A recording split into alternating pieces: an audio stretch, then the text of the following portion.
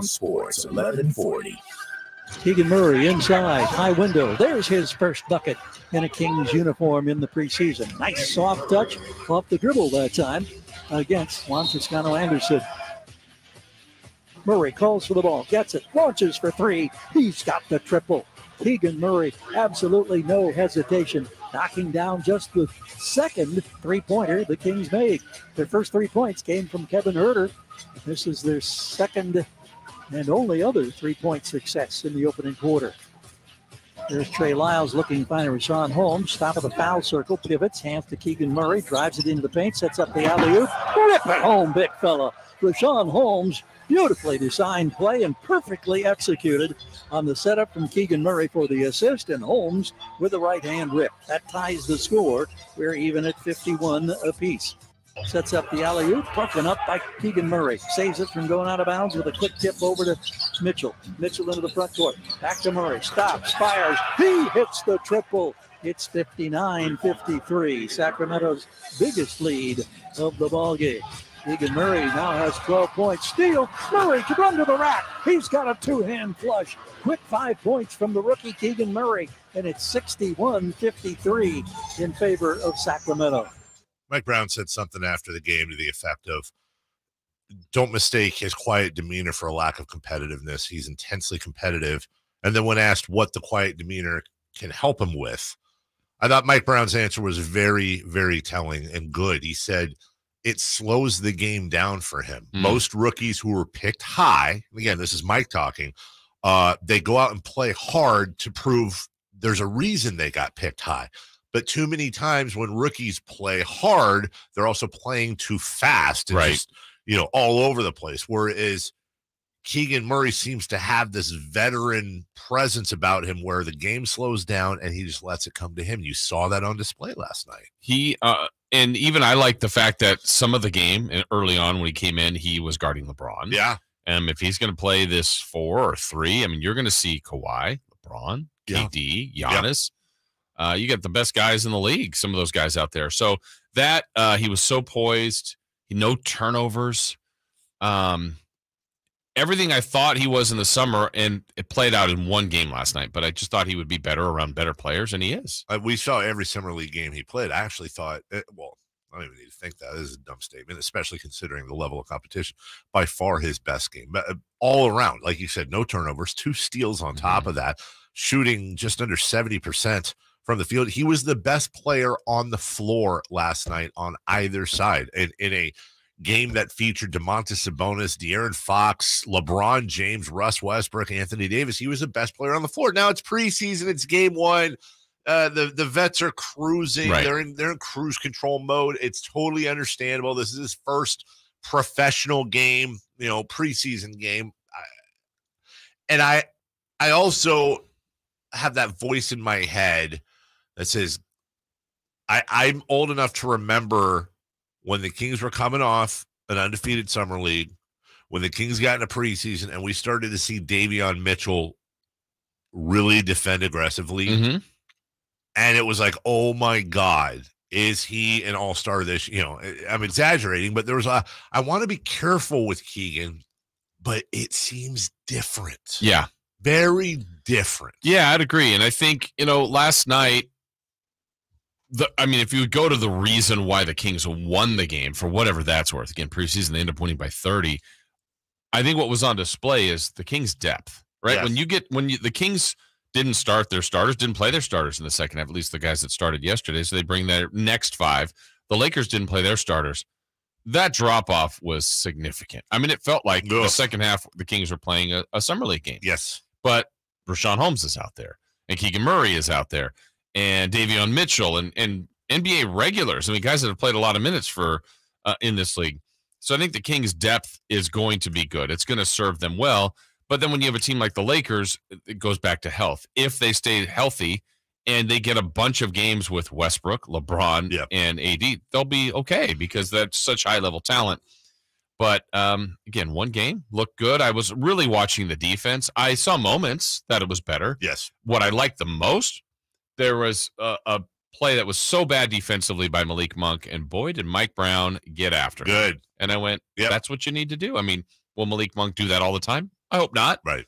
But, okay, here's the breakdown. I'm calling timeout, and I'm going to tell you where you screwed up. And I think that accountability is important. But Russell on the YouTube chat, and we invite you to go check us out at Sactown Sports' YouTube page. You can watch live now and participate in the chat, or, of course, watch them archived.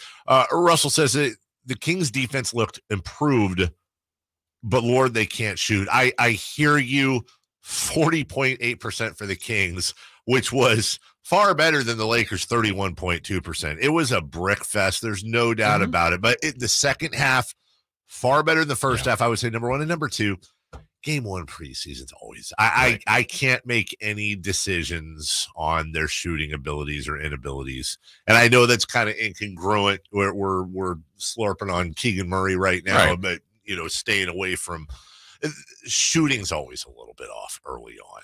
Yeah. Not too worried about that. I'm with you on Mike Brown. I think Mike's philosophy is going to be, I don't remember the play, Jason, but these plays happen, all the time.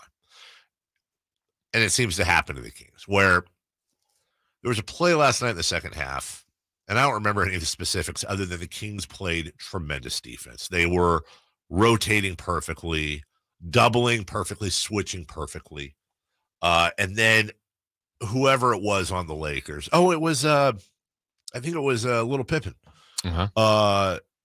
made the shot. It was 10-footer from the side, and had a hand in his face. And you know what?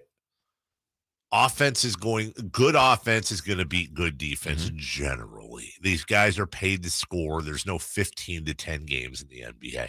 I don't think Mike Brown's ever going to have an issue with that. These guys are going to score. You're going to get scored on.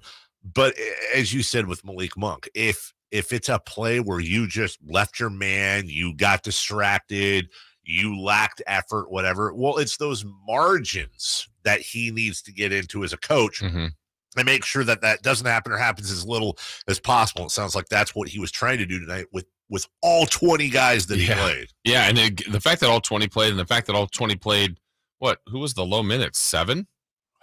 Yeah. Yeah, everyone played at least 6 minutes last night. Yeah. So, I think one of the difficult things as this goes along is there's 3 players to be cut. So, that has to be decided. We see the games, but that's also the value of practice. Who was the best player at practice today, tomorrow, last week? Who's understanding concepts better on these fringe guys? So decisions need to be made. But as far as the first game, I think when the main group was out there, I think the one thing that probably jumped out to a lot of people, I personally was surprised that KZ Okpala started. Yeah. I could see what he can provide. He's big. He is a good defensive player. And I know Coach Brown had said that, guys are going to have to earn those other 2 spots. Yeah. Because he basically said Barnes, Fox, and Sabonis are going to start. Unless Keegan Murray's been terrible in practice, which I doubt has been the case, it sure looks like he's earning it. Again, if he doesn't start, and who wins the game? Right. When you're a team that has made the playoffs in 16 years, you had a top 5 pick, and he's doing nothing but fill the stat sheet up every time he's on the floor. You can't play the whole you can't play the page on the bench while Corliss Williamson starts for a year game that Adelman did. You can't do that. You throw him in, figure it out, because as he goes, listen, if Keegan Murray, that's how the Kings get in the play-in, is if they get if Fox does his thing, Sabonis, if a guy like Keegan Murray comes in and becomes a true blue contributor, that's how you improve on last year. Yeah, and I know some people have said, well, like Bobby Jackson came off the bench. He did. He was great at it. He was behind Bibby. Yeah. Like, if Keegan Murray's behind, no offense to KZ, like, it feels like Keegan Murray should be ahead of him. Just on status and where he's drafted. And maybe this was just preseason game number 1. All in all, I think my guess was he's a rook. Mm-hmm. It was just one of those veteran coach moves where it's like, listen, dude, we're going to start you that. We're going to let you see the game for a couple of minutes, and then we're going to bring you in off the bench. It's fine. I wouldn't be fall down on the floor shocked, but I would be very shocked if he wasn't starting next game. I think this was just kind of his introduction too. As far as the final roster, let me see. I'm going to call my shot right now. Okay. Got to cut 3 people, right?